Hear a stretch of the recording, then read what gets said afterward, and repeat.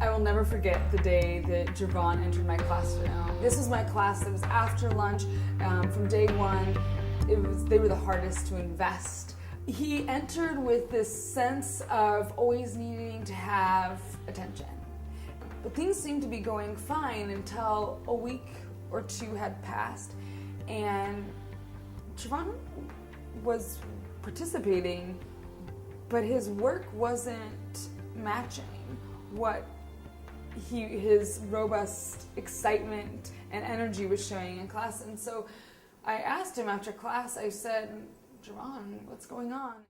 I remember saying like it was a schedule mix-up because in my old school, a lab was like remedial, but in this school it was an extra period, and I was like, I didn't want to do it. I said, you have a decision to make. You can choose to stay in my class, but you're gonna have to work really hard, or you can choose to give up on yourself. I feel as if I would have went down a level, it wouldn't have been challenging, and I wouldn't have worked hard enough to pass, and I probably would have just failed because I didn't want to do it. The other part of the story is that Javon is an incredible basketball player, very, very gifted. Granted, basketball and academics often compete in his life. It became, how can we use basketball, use that competing commitment of his time to help him to overcome his other commitment to not failing in my class. I had one student in the class who, despite everything I had tried, couldn't pull it together in the morning. She didn't do anything in class. Her head was down. I asked them to do something in class. Oh, why do we have to do this? I thought you were so hyper, crazy. You said I needed counseling, or I remember that, I think. Yeah. And I was just upset with everything. I didn't want to hear it because I don't like being talked down to.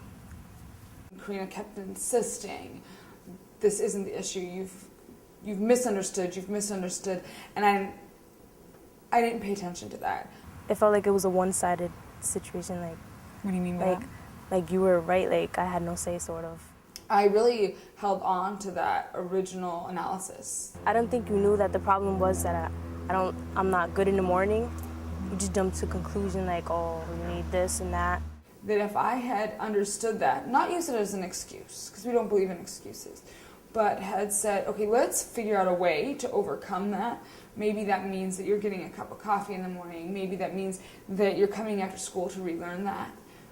That things I think would have been a lot different if I had really believed that. And instead, I spent the year building that trust back with her. When I used to go after school, it would be different than being in class. Because in class, like, you focused more. In class, you would just be in general.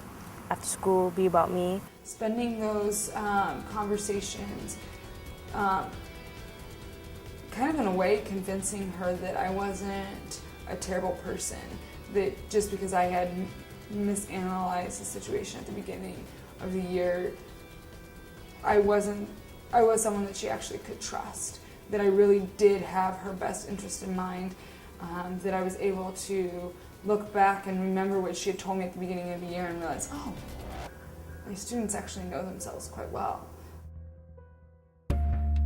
I started to notice I should come after school and do extra work to try to pass.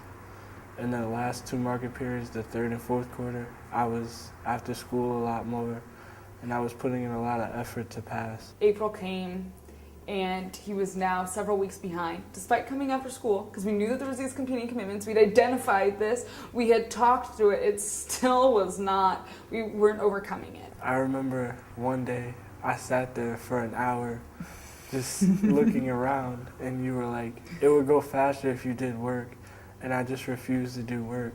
I was completely exasperated, and I said, Javon, I think we need to call Dad. It was like a big turning point, and like my mind, it was like, I don't want to disappoint my father. His dad and myself watched him do his homework for 4 hours, but the entire time, his dad and I was talking to him about basketball.